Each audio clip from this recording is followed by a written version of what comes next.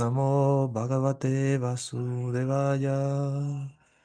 Om Namo Bhagavate Vasudevaya. Om Namo Bhagavate Vasudevaya. Narayana Namaskritya Naranchaiva Narottamam Devim Saraswati Vyasa Tato Uridaye. Nastapraye Svabhadresu Nityam Bhagavata Sevaya Bhagavati Utamash Loke Bhaktir Bhavaiti Naistiki. He Krishna Karuna Sindhu Dinabandhu Jagatpate Gopesha Gopika Kanta Radha Kanta Namastute Tapta Kanchana Gourangi Radha Vrindavaneshvari Vrisavanu Suti Devi Pranamami Hari Priye. Namaste Saraswati Devi Gauravani Pracharine Nirvisesa Sunyavari Paskatyade Satarine.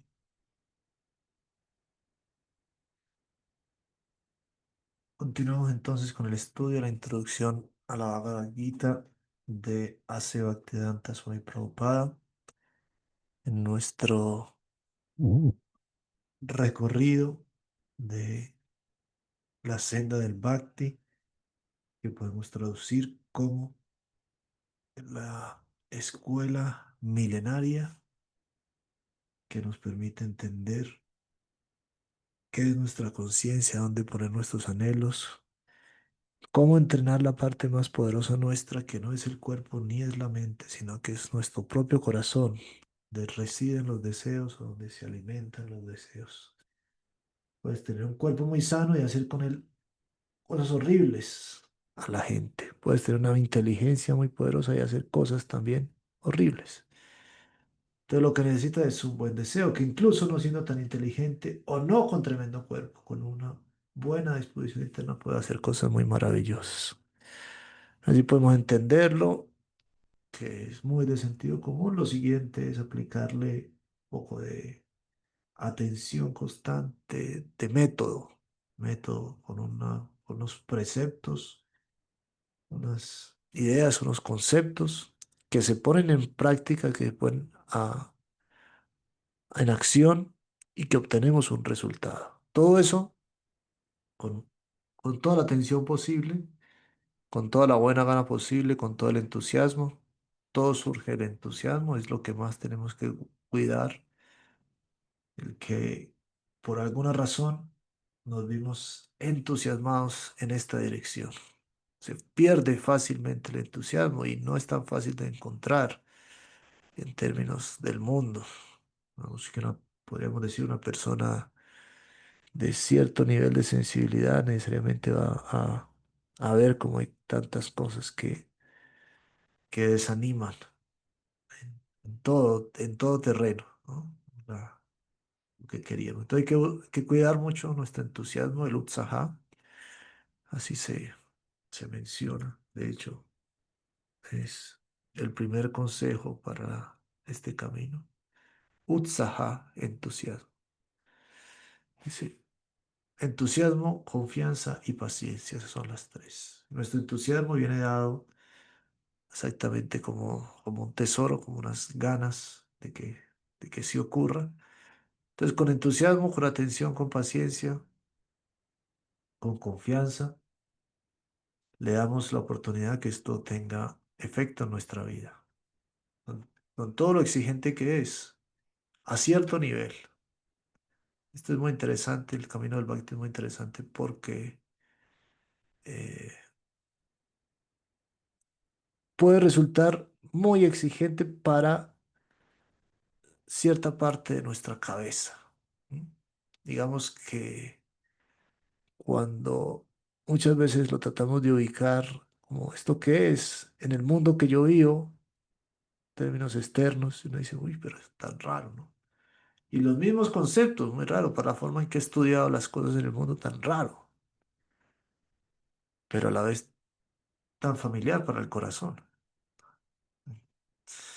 y a la vez tan familiar para las manos. Entonces me están hablando de un mundo que, Dios mío, parece que nada tiene que ver con mi mundo. Pero a la vez, eso es lo mágico, tiene que ver mucho con los anhelos que tengo, porque si me dicen que es aprender a amar, algo me suena. Y si me dicen que es para hacer cosas bonitas, para hacer ofrendas, también puedo reconocer que el acto de cocinar es un acto muy mágico, cómo vamos a transformar y a decorar los platos y a dejar que las cosas bajo cierto calor y bajo cierto tiempo tomen un sabor particular. Y también está palpable como nos gusta comer y compartir. Entonces el bhakti es eso, tiene esa doble naturaleza, tremendamente capaz de poner nuestro mundo patas arriba en sus conceptos, el hecho de mundo espiritual y de toda la capacidad de concebir esta realidad, pero a la vez muy cercano. Y tiene todos los medios para volverlo cercano, que existe la manifestación del Archa Vigraha o la deidad. Ustedes lo han visto quizás ahí, algunos en persona. Tiene todos los elementos donde uno puede darse cuenta, esto es un mundo que está activo. Y están sobre todo entonces, decimos, nuestros sangha, personas que se interesan igual que nosotros y que lo van practicando y que se esfuerzan y dicen, wow, pero esta persona ha, ha traído esta ofrenda, ¿qué la motivó a ello? Y así nos vamos haciendo cada vez más fuertes. Estamos en ese camino. Es nuestra vocación de vida, por decirlo así, o una de ellas, es decir, cuando reconocemos nuestra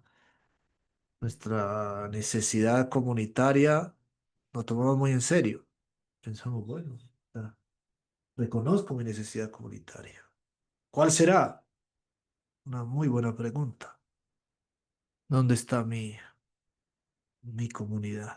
Y eso lo vuelven, por supuesto, ustedes saben ahí, todo lo que pueda tomar el capitalismo salvaje, lo vuelve los seguidores y todo el mundo dice mi tribu, los influencers y no sé qué. Y algo hay de eso ahí, algo, algún reflejo, pero ¿dirigido hacia qué? Esto es muy, muy serio, muy delicado y muy estudiado.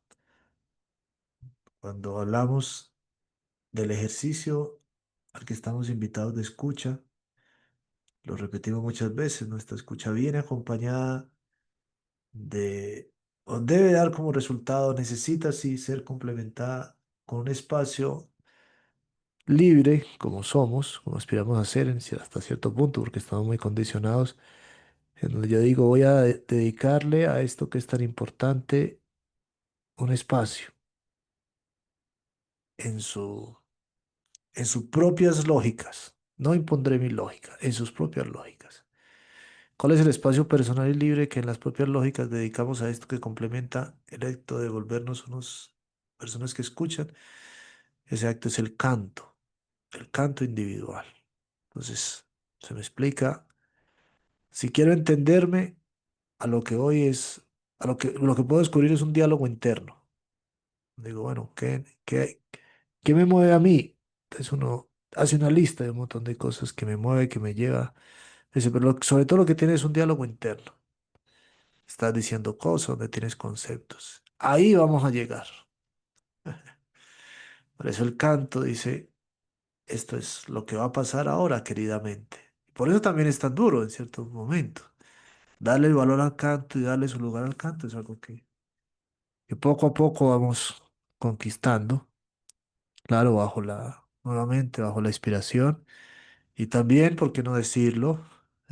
Bajo la obediencia, que lo podemos tomar, de hecho ¿por qué no decirlo? No, de hecho, creo que hay que decirlo sí o sí, porque a nuestra mente rebelde, a nuestra falta de costumbre, le hace muy bien aceptar que ha sido un mandato que nos han dado nuestros mayores, nuestras mayoras, las personas mayores, los sabios, las sabias, nos han dado un mandato. Y el mandato es así, por supuesto, toda una palabra compleja, pero tomémoslo en el mejor sentido posible, que existe un sentido positivo posible. Si alguien que entendió, que vio más, que analizó, dice, bueno, a esta se reunieron los sabios y las sabias y llegaron a esta conclusión. Escuchen lo que vamos a hacer. Uno dice, ok, ese es el mandato. Muy lindo concepto. Ahora, los que conocen del mundo material y de todo esto nos han dado un mandato. El mandato es el canto. Pero no lo hacemos obligado porque justamente el canto y es el punto obediente, pero no obligado. Esas cosas, tantas cosas que hay que resolver, ¿no? Parece que fueran sinónimos. Ah, me obligaron. No, no, no. Hablamos un espacio en nuestro corazón de obligado o de mandato no significa obligado. Vamos a pensarlo. Darnos cuenta de que hay una sutil diferencia, pero a veces no. A veces si no surgió de mí es espontáneo y luego cuando me da la gana, entonces estoy obligado. No, obligado es feo. Ahora, obligarse parece está bonito, ¿no? No quería, pero me obligué. Uy, doblegué mi parte que no quería. Porque eso es lo que se va descubriendo, eso es lo que hay que llegar, que es muy interesante, como lo hemos hablado. ¿Qué parte de mí es la que se resiste? No, yo me resisto. No, no, no, no, no. Por favor, ¿qué clase de estudiante eres? No avergüences a tus profesores, no. ¿Qué parte de ti? Como que yo. La cosa es el cuerpo, que de hecho está inerte, pero tiene cierta memoria y ciertas costumbres, y responde a ciertos estímulos, a otros no. Gobernado por una mente, manejada por una inteligencia, dirigida por un alma. Básico. ¿Pero básico para qué? O sea, básico de entendimiento en el camino del yoga. ¿Pero para qué? Para que después cuando salga es que yo pueda decir, no, es que mi mente, no es que mi cuerpo. Y cuando quieras decir tú, ahí se ponga la cosa muy seria. ¿Qué es tú cuando hablas de tú? ¿Quién es ese? Ah, es un conglomerado de ego falso que debo desmantelar. Muy interesante porque evidentemente hay mucho ego falso que desmantelar. Pero tu individualidad profunda aspira a fundirse al estilo Sankara, al estilo Buda, en sus instrucciones externas, porque todo hay un mundo interno también. O como Ramanuja y Madhva y Chaitanya, quieres atender el personal desarrollo, que también tiene un aspecto de unión impersonal en general. Achintya Veda Veda Tattva. Un poco de repaso ahí de nuestras clases. Entonces, atendemos ese llamado con el canto. Decimos, ¿cuál es mi necesidad? Atiendo este mandato que poco a poco se une con mi propia voluntad. Eso es lo interesante. Un gusto va surgiendo. Claro, hay que tener mucha paciencia porque los maestros han dicho, esto es como lavar carbón. Lleven esa metáfora a sus mentes, visualícenla. Voy a lavar este carbón. Y usted lava y lava y sale agua negra y sale agua y sigue lavando el carbón. Esa es la metáfora. No para que nos desanimemos y no para que tengamos paciencia. Y también porque es muy bonito, porque ya el hecho de querer lavar y que lavar con paciencia también es un poco heroico. Pero sumamos a eso y construimos entonces a partir de la escucha un canto, y la escucha implica unas actividades, un SEBA. Quiero participar de que sea más bonito, de que sea más grande, de que sea más próspero. Y estoy entonces haciendo teniendo el mejor capital posible, que es un buen sango, una buena compañía. Que con esto estoy proyectando un servicio a las generaciones que vienen, un servicio a mi propio cuerpo cuando ya no sea como el que tengo ahora, cuando esté decaído, a mi propia mente cuando esté confundida. Es una muy buena inversión. ¿Sí? Te dicen, van a venir momentos de confusión para tu mente, van a venir momentos donde tu cuerpo no va a ser el mismo. Entonces te dice, cómprate un seguro de vida. Hacer un sanga es comprarse un seguro de vida espiritual, por decirlo así. Porque cuando tu mente esté débil, el sanga te ayuda. Y cuando tu cuerpo esté débil, el sanga te ayuda. Un cuerpo débil me refiero a ya incluso al último momento. Un buen sanga que nos acompañe es un buen logro, hace parte de nuestro plan. Entonces leemos Introducción al Bhagavad Gita después de concientizarnos un poco de qué es este estudio de la ciencia espiritual. Está explicando, aquí dice la Prabhupada, el nombre al que hace referencia el estudio espiritual, ese nombre, un concepto llamado Sanatan Dharma. Sanatan Dharma. El Dharma eterno. Entonces, cuando aprendemos los elementos, el mundo, Ishvara, Prakriti, Jiva, que hemos estado hablando, descubrimos que somos un alma espiritual. Entonces, un alma espiritual, ¿con qué función? ¿Qué lugar tenemos?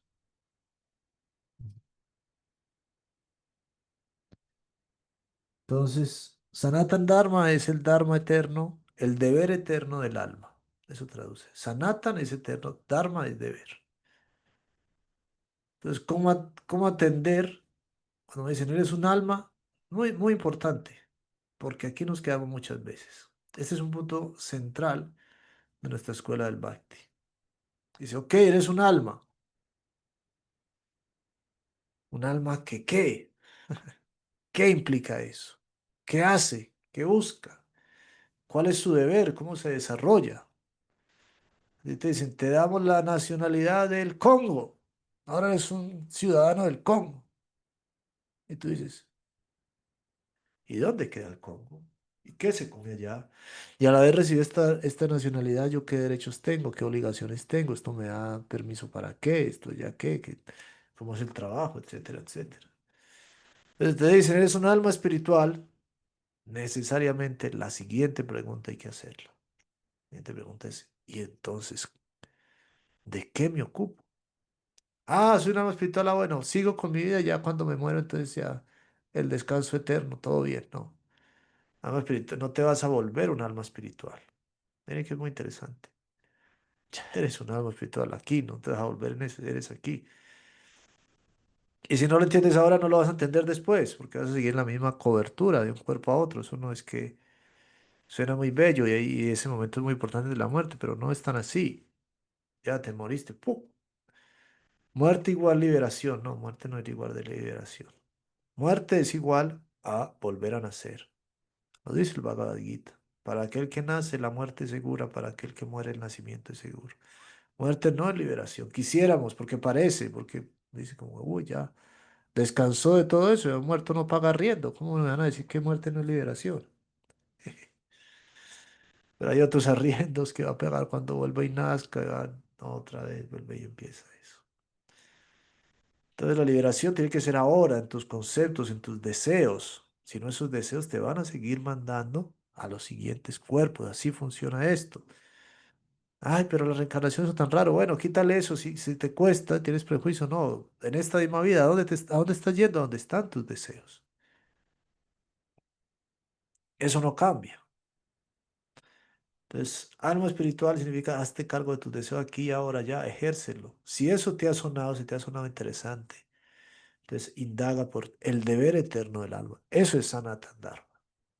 Sanatan Dharma es el espacio donde se nos recuerda y donde se nos da oportunidad de ejercernos como alma. Eso se llama servicio devocional, eso se llama seva. Esa es la ofrenda. Por eso es tan mágico. Es muy mágico y se requiere de un ambiente y de una pausa para poderlo concebir. El otro día estábamos celebrando el Radhakunda y yo veía las imágenes del Radhakunda ahí y trataba de ponerme siempre en el lugar de la otra gente o la gente que pasaba. Pero era lindo ahí como por la gracia de nuestros maestros, yo podía reconocer como que, wow, yo sí siento que dentro de mi sistema ver estas imágenes de la divinidad me permiten sentir que está, que está presente y que están ahí, que está pasando, etcétera, etcétera. Todo puede ser un viaje mental también. No es bueno hacer alarde de nada de esto porque siempre vamos para el lado negativo más bien. Pero sí hay que reconocer que uno, que hay una habilidad que nos inspiran, no que tengamos, Dios, que nos inspiran y que a veces el Señor se manifiesta. Repito, hago la corrección para no darlo por hecho porque eso es muy peligroso, porque tú puedes ser ahí como que ya me habló de Dios y se me apareció en un buñuelo y en la... No, usted sabe que ese es un viaje. El viaje de la impostura espiritual es una cosa muy común y muy loca. Y nos curamos de eso atendiendo con obediencia al linaje de los maestros y no creyéndonosla en el mal sentido. En el buen sentido, sí, ocupándonos como sadacas, confiando en que eso está pasando, celebrándolo, sí, pero hay un ritmo que hay que tomarle a eso. Que sí hay que caminar y sí confiamos en que estamos en el sendero divino, pero tampoco la otra cosa que ya es un arranque de falso misticismo, una beatitud que es linda, pero no necesariamente responde a cuestiones sólidas y duraderas, sino más bien puede ser una suerte de arrebato. Delicado, tema delicado, pero muy bello ahí, como siempre, la ciencia para irlo siguiendo bien. Mi punto era que hay una magia ahí en el Sanatan Dharma, en el servicio, donde uno se da cuenta desde su intención, desde su corazón, wow, pero es posible que esto llegue al plano de lo divino, este vaso de agua, esta hojita de y esta ofrenda que estoy elaborando. El Señor la acepta, se conecta con lo supremo. Una de las fórmulas para que eso no sea un viaje que explica la ciencia del Bhakti es que eso sea aceptado justamente por los mayores. Proceso delicado siempre. Cada cosa que decimos requiere tanto análisis, tanta presencia. Me gusta conversar con esta muy bella cofradía formada por ustedes porque podemos irlo haciendo con mucha magia, que es muy mágico, muy trascendental, pero también con mucha sensatez. También despacio analizándolo. Se puede hacer más a punta de... Crecen rápidamente las comunidades a punta de, ¿cómo se llama eso? De sensacionalismo y de sentimentalismo. Esa parte es tenaz. Hay oradores muy expertos y si uno se pone las pilas puede aprenderlo, de hacer llorar a la gente. En el sentido bueno, de hecho, hacerlo llorar y como sensibilizarla y tal, tal, y entonces toda la gente se va como que, wow, sí, no, Dios mío, ay, me hizo sentir tantas cosas. Sí, porque está diseñado sensiblonamente, como una novela, sí, está hecho para que usted diga, "Ah", pero un sentimiento construido a partir de qué? De eso, artificial. Nosotros estamos construyendo un sentimiento sin duda, pero no artificial, profundo. Esa es la ciencia del Bhakti tan interesante. Entonces nos estamos preguntando, Sanatana Dharma, muy importante palabra, muy importante concepto, Sanatana Dharma, el Dharma eterno. El Sanatana Dharma no se refiere a ningún proceso sectario de religión. Ahí es donde empieza a ponerse orden a nuestros conceptos, que no es sencillo. Aquí siempre hay que preguntarse, es un clásico cuando la gente habla de religión, ¿qué entiendes por religión? Que de hecho, aquí sí la Prabhupada lo está presentando de una manera que es muy genérica, como las religiones, y hay que lo entendiendo, es decir, nosotros necesitamos una religión, todos, todos tenemos religión, entendida como los espacios donde compartimos valores y conceptos comunes que nos permiten lidiar con necesidades personales sin las cuales no podemos sobrevivir. Religiones que siento de alguna manera, a pesar de que ya todo me cae mal, que en mi matrimonio debe haber algo que pase. Entonces hace una fiesta en el mar con unos toldos blancos y ahí alguien que se echa unas palabritas bonitas. Eso es religioso. De hecho, ir al notario y creer que porque en una hoja apareció unos nombres hace parte del colectivo. De hecho, lo dicen en el mal sentido, pero no es en el mal sentido, es parte de lo que somos. La religión del dinero, el confiar que unos papelitos intercambiables me hacen mover o no me hacen mover a otra persona.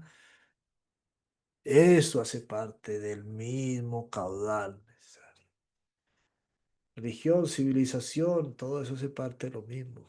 Ahora hay unos que quieren quitarle ciertos componentes, hacerlo como muy aséptico, pero todo tiene que ver con un constructo social imaginario, que constructo social e imaginario no significa necesariamente cosas falsas e inservibles. Constructo social imaginario es una de nuestras cualidades. Que podamos juntos imaginarnos y podamos juntos construir es una maravilla. Ahora, ¿quién las construye y para qué? Sí hay que revisarlo, of course. Y qué tanto sí se acomoda a las necesidades, incluso biológicas, o a todo lo demás que podamos tener. Esa es una gran tarea, muy seria tarea también. Es una forma que me gusta aclararlo aquí. Ahora, aquí si la Prabhupada está estableciendo que no estamos hablando, estamos saliéndonos, porque todo eso se va complicando y al final toda esa religión se vuelve institución religiosa y con una serie de elementos complejos, ¿no? Puede llevar mucho justamente al pensamiento sectario religioso, muy clásico, que es solo mi camino y el resto no un camino. Pero aquí, como decíamos, está hablando no de las diferentes manifestaciones de esa religión que aparte de que tiene unos constructos sociales, tiene la capacidad de conectarse con la revelación divina. Por eso esto es muchos ingredientes, un poco complejo, ¿no? Hay religión civil que no tiene nada que ver con Dios, como el fútbol o como el mundial o como todas esas poco de cosas así que mueven a la gente, las animan, les dan sentido de vida, los unen, los alegran. Mire, he dicho puras cosas bonitas. Y después ya entra el componente trascendente, que va a ser siempre una exigencia, que de hecho en las religiones civiles aparece, casi que sí o sí. Y es muy loco porque a lo largo de la historia se separó, se fundó el Estado laico. Desconocen eso, que fue un gran logro. Entonces nada tiene que ver aquí religión con política. Pero vamos a la realidad y eso no es cierto.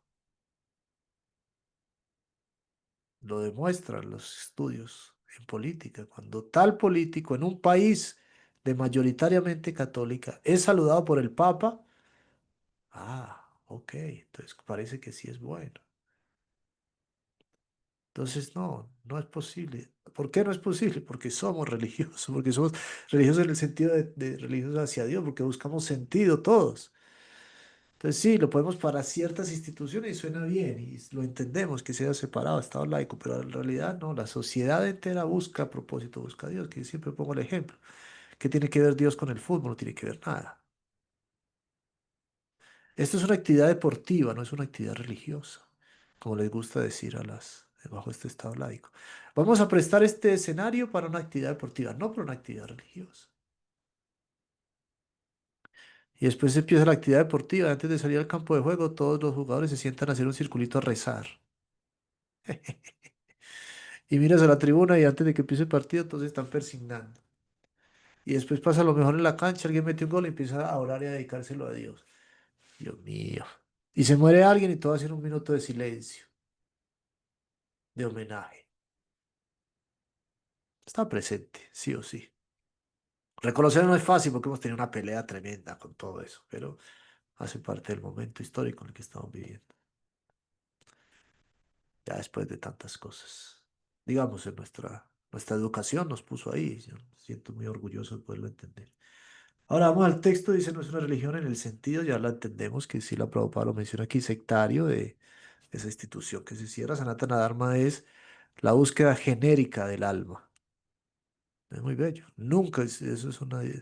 Nunca, si la Prabhupada, la tradición del Bhakti, dice somos hinduistas. No, son seguidores del Sanatana Dharma. Ah, para entender, para que la sociedad nos entienda, entonces decimos, ah, esto es como hinduismo, pero no es hinduismo, eso es falta de rigor. Solo ahí uno puede dejar, solo para que la conversación fluya, para no ponerse, tener que explicar todo todas las veces, uno puede decir así, hinduismo, pero no es hinduismo para nada. De hecho, es muy interesante esa diferenciación. Sanatana Dharma no se refiere a ningún proceso sectario o religión, es la función eterna de las entidades vivientes eternas. Lo que decíamos. Y entonces yo soy eterno, soy una entidad eterna y vivo eternamente. Entonces, eternamente, ¿qué hago? Ese es el punto. Es su función, la relación, función eterna de las entidades vivientes eternas en relación con el eterno Señor Supremo. Entonces, la respuesta es, cuando dice, soy un alma y qué, bueno, relaciónate a nivel de alma. Qué maravilla. La primera cosa después de que eres un alma es, bueno, ¿y cómo le saco provecho a esta noticia? Dices, ahora puedes entablar una relación eterna con el Señor Supremo, con la fuente de todo. Maravilloso eso es Bhakti, resumidamente. Asumir nuestra calidad de almas y establecer relaciones eternas con Dios y con las demás almas. Cosa tan maravillosa, tan bella, yo se los he expresado. Nuestros espacios de Bhakti tienen de todo porque vivimos aquí, pero siempre me han parecido tan bellos que sean, que busquen relacionarse con las almas. Muy, muy bello en este mundo de body shaming, en este mundo arribista, en este mundo excluyente, en este mundo de tanta confusión con tanta vaina que todo el mundo le saca provecho. Bello. Aquí tenemos otra identidad. Aquí nos autopercibimos entre todos como almas. Estamos yendo a esa esencia. Tremendo eso, ¿no? Todo lo demás es importante. Y es buena discusión, cómo te autopercibes. Ustedes saben a qué me refiero en el mundo de la autopercepción. Como eso, todo un tema larguísimo, muy, muy, muy interesante. Pero el Bhakti dice, todo bien, habría que mirar que cada cosa, pero de lo que nos ocupamos, de lo que consideramos que es urgente para que le sumes a tu propia percepción, no para que la anules, no, pero para que le sumes, para que la pongas más al fondo, es que te autopercibas como alma. Y es todo un trabajo, y no es una cosa que yo me digo y ya, eso es para irlo asumiendo. A partir de espacios donde esté dado eso. Y la presencia entonces de la suprema alma facilita, y esas son las técnicas del Bhakti, facilita. Cuando el altar es lo que tiene que estar más lindo y verdaderamente los participantes de la fiesta sienten que lo más lindo es el altar, ya la ropa que tenga no va a ser una competencia entre todos. Y hay muy linda ropa y hay que arreglarse muy bien para estar en las fiestas de Bhakti, los festivales, en sentido general. Pero es muy interesante para el placer de Krishna. Súper bello eso. O sea, si empezamos a entender las aplicaciones de eso, vamos viendo que cómo funciona de chévere. No para ser el más lindo de la fiesta, no para ser la más linda de la fiesta, porque ya se sabe quién es el más lindo de la fiesta. Es Krishna que está en el altar. Ahora, entonces yo me tengo que ir descachalandrar. No, tú también. Muy linda o muy lindo. Pero en tu cabeza claramente está, este es el centro de la belleza, que irradia belleza en todos. Es unas cosas muy, muy sutiles, porque afectan un montón. De hecho, estamos llenos de, ustedes saben, ¿no? De historias. Al final uno se ríe, pero en realidad son muy dramáticas, ¿no? Los niños cómo sufren con eso. Cuando uno tenía unos tenis, el otro no tiene unos tenis, y el otro compró que el morral de, no sé, de los Power Rangers, el otro tenía una más fea. Uy, Dios. Pero eso queda ahí, eso se vuelve, aquí estamos en Medellín, cada rato salen que los carros de lujo, una ridiculez, ¿no? Una cosa más. podrida, pero bueno, ahí está, que los carros de lujo. Pero todo bien con los carros, y los carros de lujo son muy bonitos, pero todo ese ego de fondo ahí, maluco, porque puede haber, bueno, no tenemos ningún problema con la opulencia, ni con los zapatos, ni con la moto, ni con las casas. Todo bien, pero si al final lo que hay es como una cosilla ahí un poquito tan insustancial, sí, hasta la misma gente que vive eso lo sufre, mucha, no toda. Mucha gente que se deja coger ventaja de esa opulencia, que repito, es muy linda y la celebramos. Nos gusta todo y nos parece maravilloso. Y la arquitectura, los palacios, pues, una genialidad. Pero hasta ahí nomás, así que se mate el resto.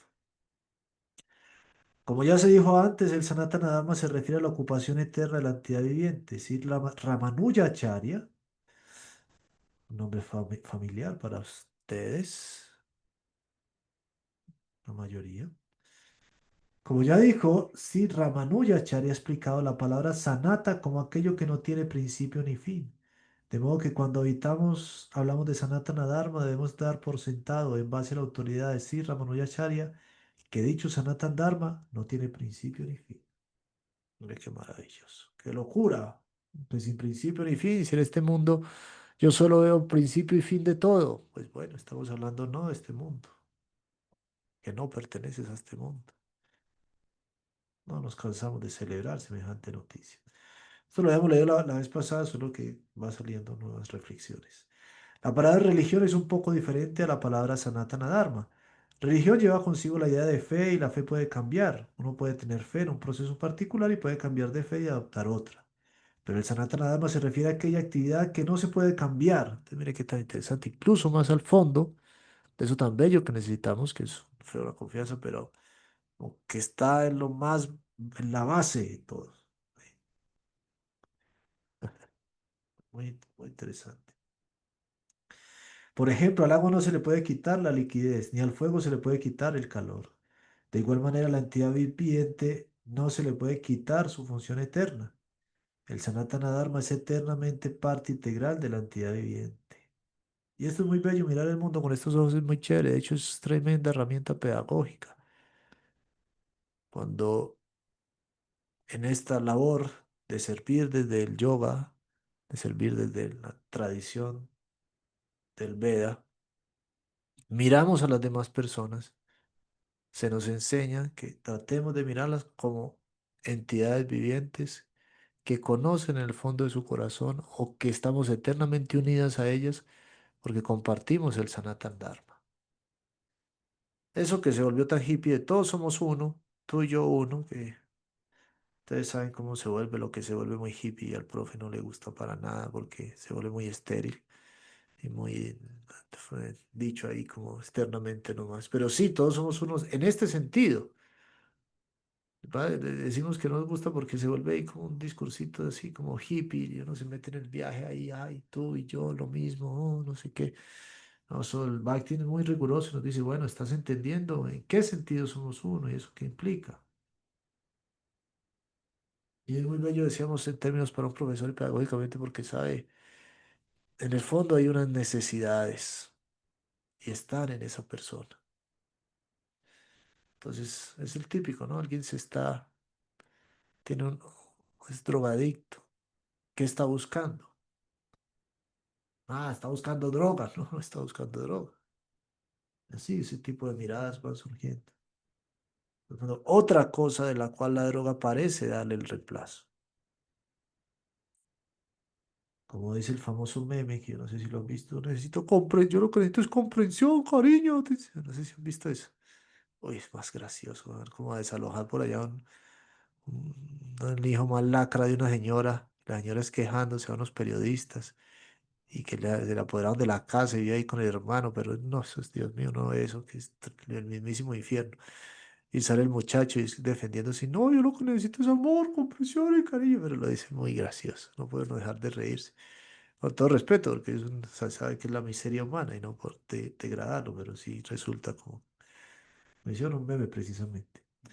Así pues, cuando hablamos de Sanatana Dharma, debemos dar por sentado, en base a la autoridad de Sripad Ramanujacharya, que dicho, que dicho principio, que, que dicho Sanatana Dharma no tiene principio ni fin. Interesante ahí que rescatemos también cuando dice, en base a la autoridad de Sripad Ramanujachari, que es algo que vamos desarrollando en nuestra, con mucho cuidado, pero lo necesitamos,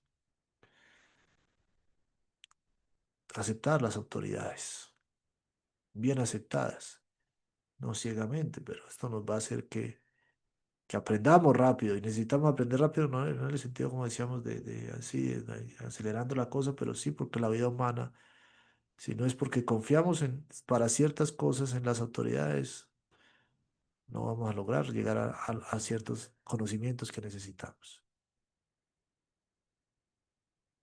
Si no aceptamos cuando nos enseñaron a hablar, la corrección que nos hacían al hablar de la autoridad y todos nos pusiéramos a descubrir por nuestra propia capricho cómo hablar y cómo construir un español, un castellano, ustedes se imaginan. Aprendimos a hablar porque aceptamos una autoridad, muchachos. Es muy interesante la comparación con el hablar. Aprendimos a hablar por una autoridad, acompañada de que veíamos que sí tenía efecto en nuestra vida diaria. Eso nos sirve. La autoridad hay que aceptarla, acompañado de que lo que enseña la autoridad sí tiene efecto en nuestra vida práctica, en nuestra vida diaria. Por eso tenemos que vivir una vida muy despiertos, muy aterrizadamente para darnos cuenta de estas cosas. ¿Se entiende el punto? Aquello que no tiene ni principio ni fin no puede ser sectario, pues ninguna clase de límites puede coartarlo. Aquello que pertenece a alguna fe sectaria habrían de considerar que pertenecen a alguna fe sectaria habrían de considerar equivocadamente que el Sanatana Dharma también es sectario. Muy interesante este ejercicio porque la gente dice, "Ah, bueno, yo voy a clasificar, yo soy tal cosa y voy a clasificar la gente. Si es de mí misma lo que soy, todo bien, y si no, entonces usted de esto, usted de esto, usted de esto". Nos dicen, no, no, estamos hablando de algo previo a esa clasificación. Muy difícil, porque esa fe sectaria muchas veces no es capaz uno de hacer esa diferenciación porque piensan que le van a eliminar todo lo que tiene.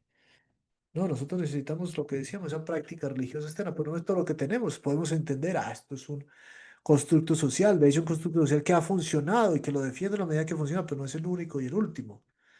Pueden haber otras capas. Cada familia debe tener su constructo social, su constructo familiar, y debe estar muy orgulloso de él.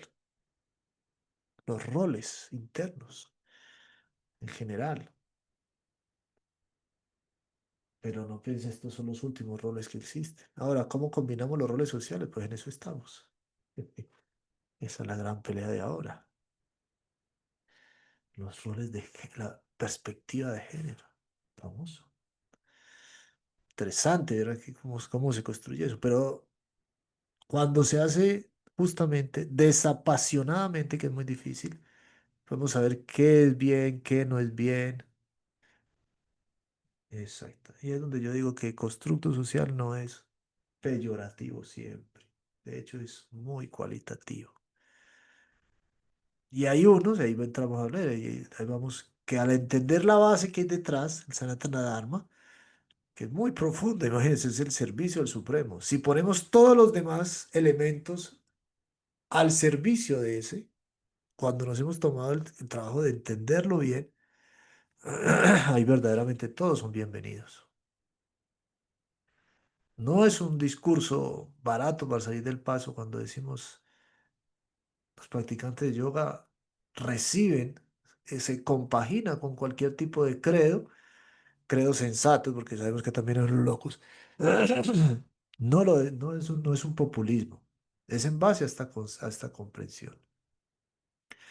Solamente que requiere que la persona que practica los diversos credos tenga la madurez tal para acercarse a este concepto como Sanatana Dharma. Que no es sencillo porque todo va a ser visto como una competencia.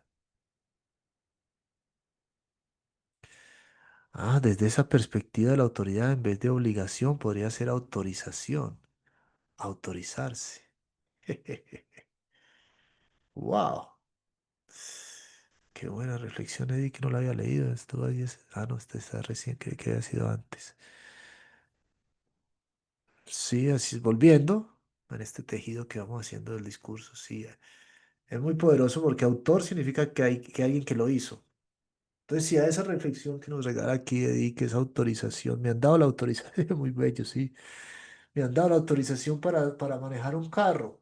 ¿Quiénes? Los que conocen, los que cualifican, los que evalúan. Es muy interesante eso. Porque uno dice, ah, qué bobada, la anarquía, no sé qué, después algo pase, pero sí tiene pase. Ah, pero es que está manejando sin pase. Claro, todo tiene sus capas, porque hay gente que tiene pase y no maneja. Todo eso, todo tiene sus capas y sus subcapas. Hay gente que sin pase ya maneja bien.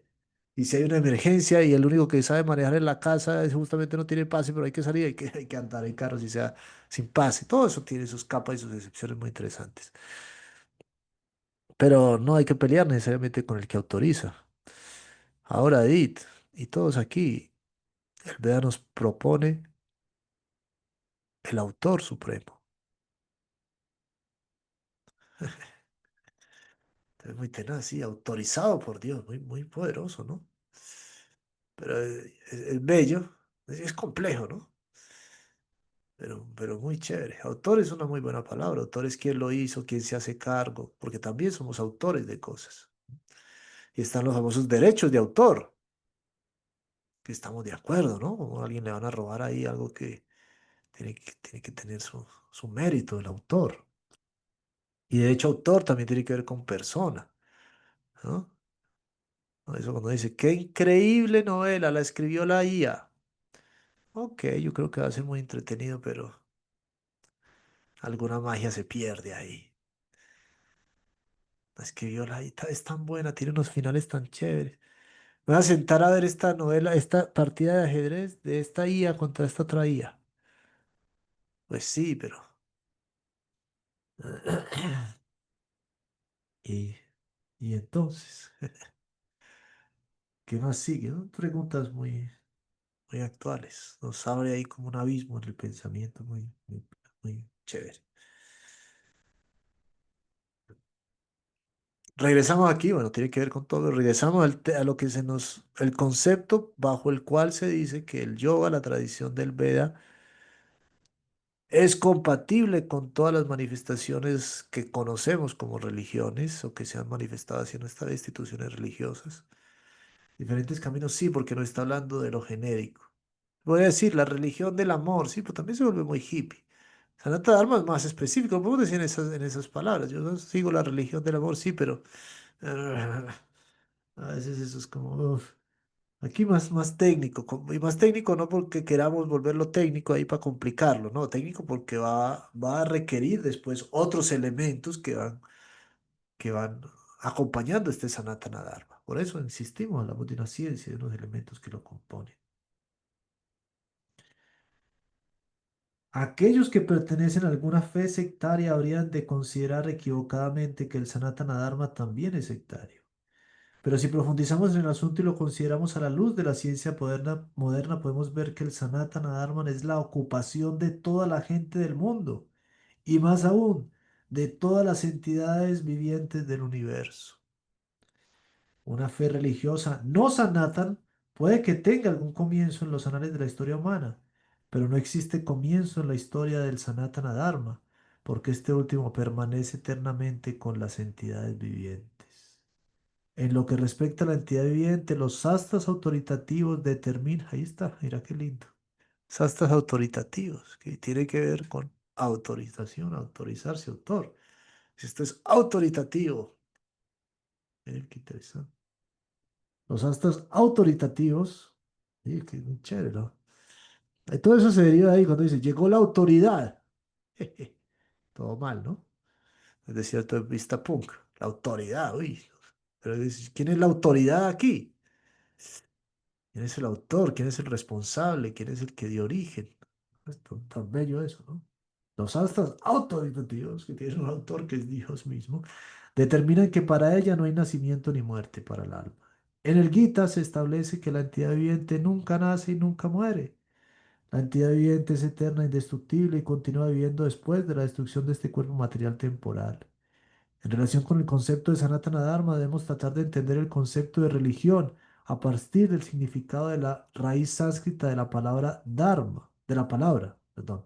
Dharma se refiere a aquello que existe constantemente en un objeto en particular. Entonces eso es lo bello, por eso nos vamos enamorando del sánscrito. Dharma significa lo que existe eternamente en un objeto en particular. Nosotros concluimos que junto con el fuego hay luz y calor. Sin luz y calor, la palabra fuego no tiene sentido. De modo similar, debemos descubrir la parte esencial del ser viviente, aquella parte que es su compañera constante. Esa compañera constante es su calidad eterna y esa cualidad eterna es su religión eterna. Cuando Sanatan Goswami le preguntó a Sri Chaitanya Mahaprabhu que cuál era el Swarupa de toda entidad viviente, cuál es su forma original, ese es el Swarupa, el Señor respondió que el Swarupa o la posición constitucional del ser viviente es la de prestarle servicio a la suprema personalidad de Dios. Si analizamos esta declaración del señor Chaitanya, podemos ver con facilidad que todo ser viviente siempre está dedicado a prestarle servicio a otro ser viviente. Esta parte es muy brutal. Un ser viviente sirve a otros seres vivientes de diversas maneras. Al hacerlo, la entidad viviente disfruta de la vida. Entonces, ¿qué es lo que constituye y nunca puedes dejar que sirves a otros? Los animales inferiores sirven a los seres humanos, tal como los sirvientes sirven a su amo. A sirve al amo B, B sirve al amo C, C sirve al amo D, y así sucesivamente. En base a esto podemos ver que un amigo sirve a otro, la madre sirve al hijo, la esposa sirve al esposo, el esposo sirve a la esposa, etcétera. Si seguimos investigando en este espíritu, se verá que en la sociedad de los seres vivos no hay ninguna excepción a la actividad de servir. El político le presenta a la gente su manifiesto para convencerla de la capacidad que él tiene de servir. En consecuencia, los electores le dan al político sus valiosos votos, considerando que él le prestará a la sociedad un valioso servicio.